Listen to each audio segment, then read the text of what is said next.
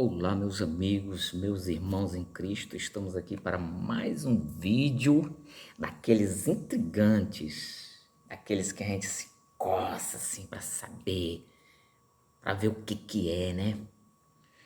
Isso aqui por muito tempo eu ficava pensando nisso, que Deus tem um corpo, como é Deus? Como será Deus, né? Isso a gente vai ver agora, daqui a pouco. Antes, esse canal aqui tem Bíblia, livros, filosofia e teologia, 4 vertentes em um só canal. Você não encontra outro. Embora o nosso canal seja muito simples, pouca edição, pouca divulgação, mas o objetivo aqui não é ficar rico. O objetivo aqui é divulgar a palavra. O objetivo aqui é atrair curiosos epistemológicos, curiosos filosóficos, como eu sou, pelo conhecimento. Os amantes do conhecimento, né? Então aí você tem muitos vídeos sobre filosofia que fazem sucesso. Temos muitos vídeos aí de teologia que fazem sucesso, como os dois, tem um já de quase 300 mil visualizações. Depois você dá uma olhada aí direitinho. Tá tudo dividido por tema.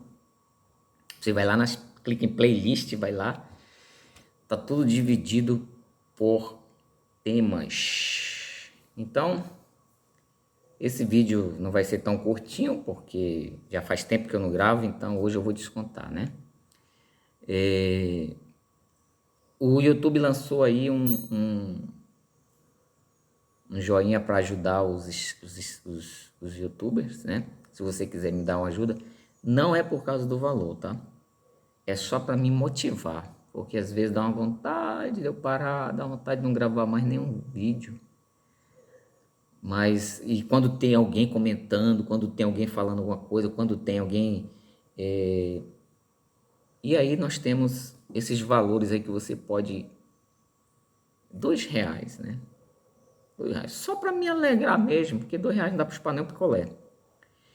Mas eu vou ficar muito feliz porque pelo menos alguém tá prestigiando, alguém pelo menos tá aqui dizendo, olha, eu não quero que você pare de gravar os seus vídeos, né?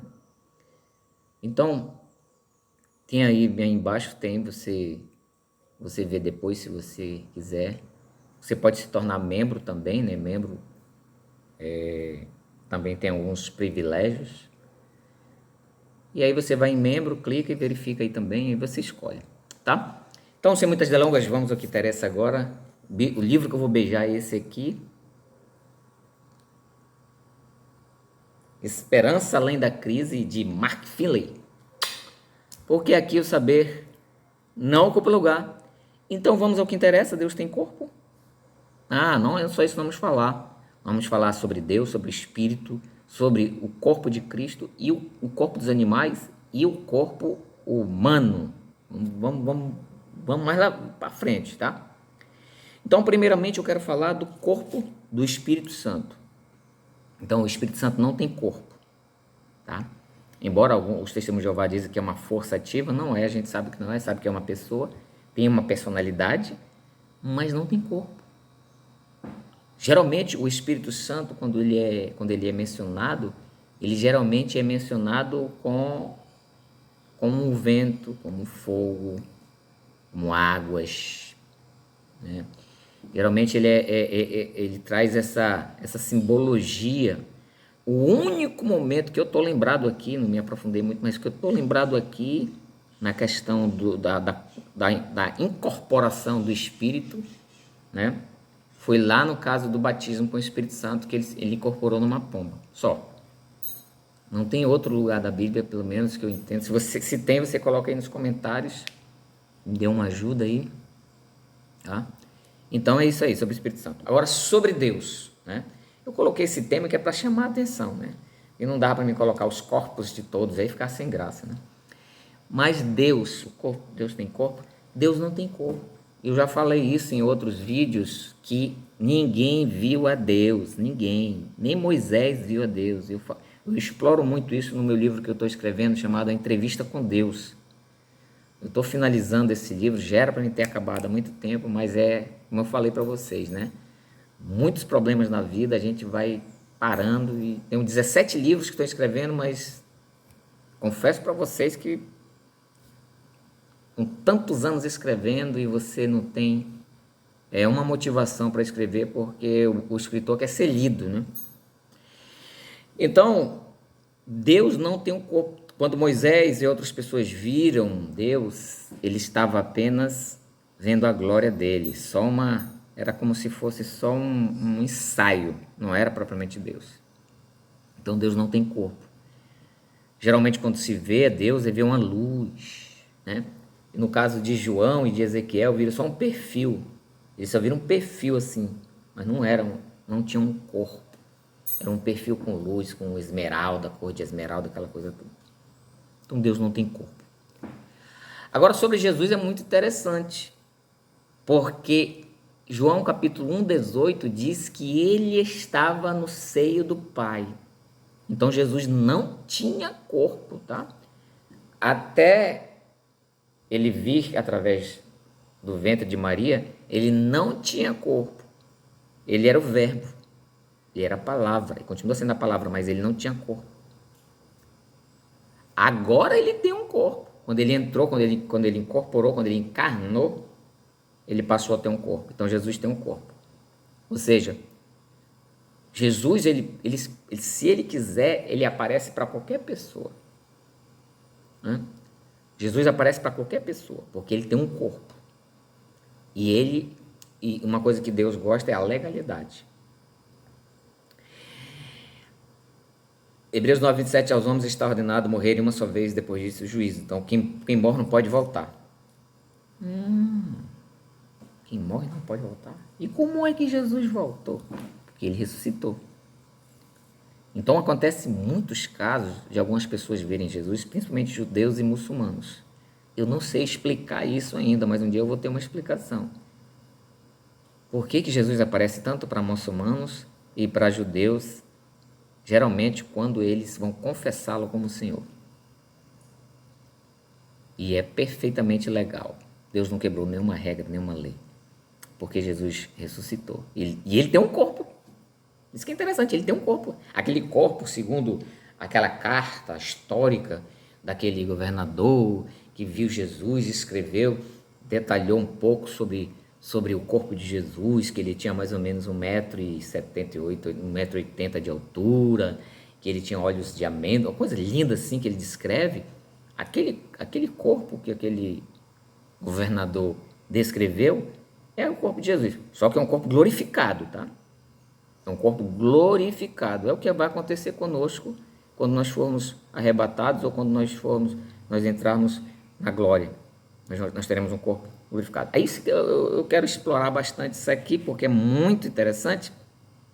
Então, recapitulando, o Espírito Santo não tem corpo e o único momento que ele incorporou, que eu lembre aqui, vocês podem me ajudar, foi na pomba.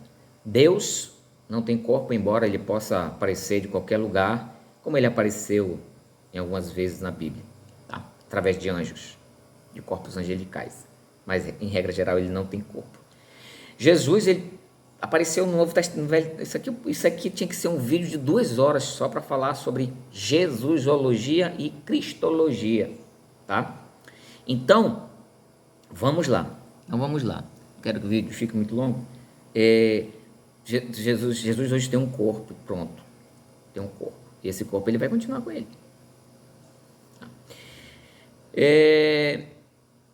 Os corpos dos animais.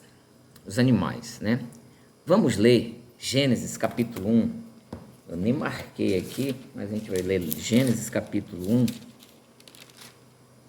1:20, olha aí. E disse Deus: produzam as águas abundantemente répteis de almas viventes, e voem as aves sobre a face da expansão dos céus. E Deus criou as grandes baleias e todo réptil de alma vivente que as águas abundantemente produziram. Então, as águas e os répteis, que a Bíblia está dando a entender aqui, é que eles foram produzidos da água. Os corpos deles são produzidos da água. Tá? Mais na frente, ele vai falar sobre os mamíferos, né? Ele disse que a terra produza, ou seja, os mamíferos também vieram da terra. As aves vieram da terra. Então, todos os animais. Aí nós vamos para o capítulo 15 de 1 Coríntios, que eu decreto, como mestre, eu decreto que o capítulo 15 de 1 Coríntios é o capítulo do corpo. Ele fala do corpo. Então ele vai falar do corpo de Cristo, do corpo de Cristo, do corpo dos animais, vai falar sobre o corpo glorificado, aquela coisa toda. Então, se você quer mais detalhes, leia o 1 Coríntios capítulo 15 todo. Então, os animais têm um corpo que foram feitos e o homem, nós sabemos, não vamos falar nem ler nada aqui, porque a gente já sabe, até porque o meu canal é para pessoas mais avançadas, né? Em regra geral, esse canal aqui é para pessoas mais avançadas na Bíblia, não é aqueles que estão começando os primeiros passos, não, é bem avançado.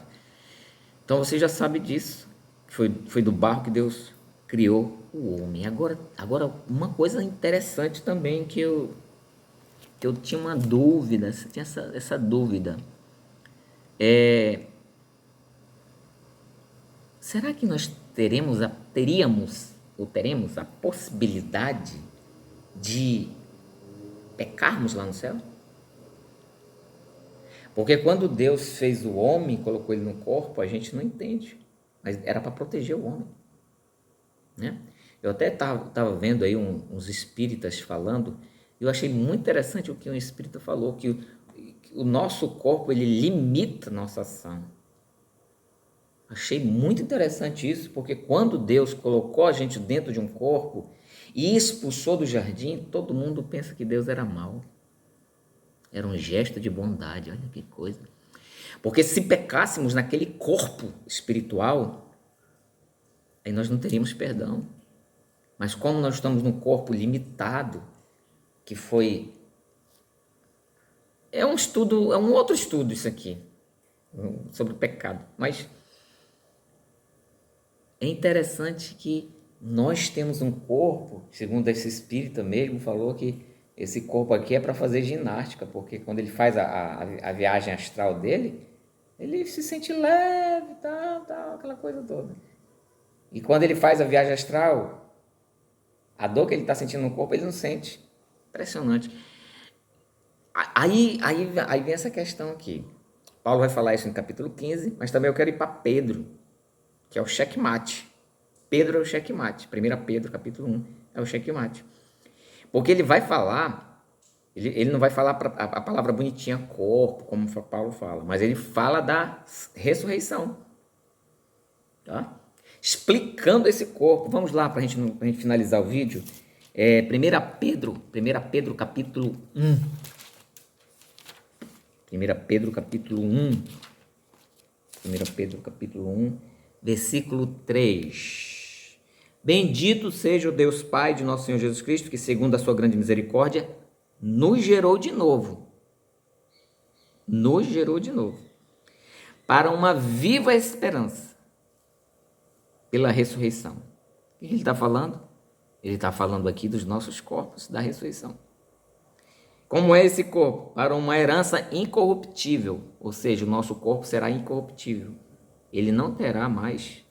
Ele não sofrerá mais a corruptibilidade humana, cansaço, dor, pelo menos nos moldes humanos, tá?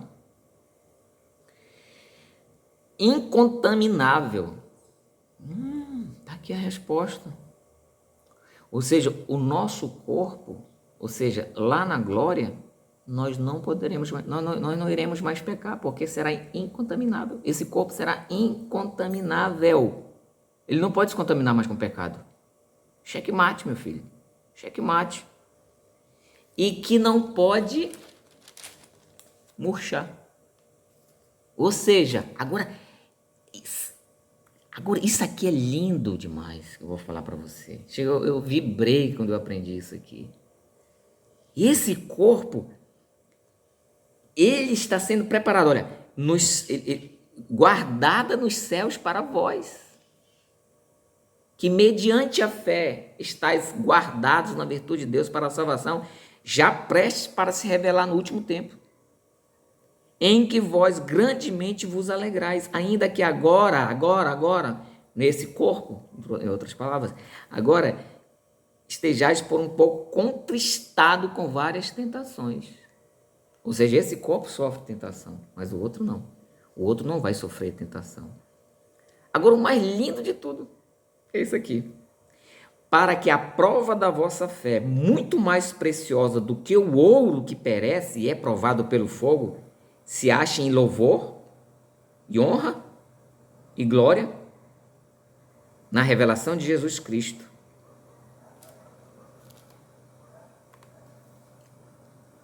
Tem mais da leitura aí, mas eu vou dizer para você aqui. As nossas tentações, as nossas provações que nós sofremos aqui, por isso que alegrai-vos na tentação, alegrai-vos na provação, por isso que Pedro sempre fala isso, porque esse corpo nosso, ele está sendo preparado de acordo com o que nós vivemos aqui, com essas tentações, com essas provações. Quanto mais provação você tem, mais de glória o seu corpo vai ser. Então ele diz, incorruptível, ou seja, depois que quando você tiver com o seu corpo lá na eternidade, não adianta, não vai ser mudado ele não vai ser mudado. Você tem que mudá-lo agora, porque ele está sendo guardado lá, você tem que mudá-lo agora, você tem que prepará-lo agora. Cada tentação, cada provação, cada coisa que você vai vencendo, você vai dando mais glória para esse corpo. Por isso que ele diz, sem dúvida. Paulo fala nos Coríntios, sem dúvida. Claro que ele está falando de vários corpos, mas serve, mas se aplica. Sem dúvida, uma é a glória do sol, uma é a glória das estrelas, uma é a glória... Por quê? Porque haverá tipos de glórias diferentes. Todos nós seremos iguais perante Deus, tá, tudo bem. Mas a glória será diferente. A glória será diferente. Né? Paulo fala muito nisso. Tá bom? Se você tem mais alguma dúvida, coloque aí nos comentários. Que Deus abençoe a todos e até o próximo vídeo. Tchau!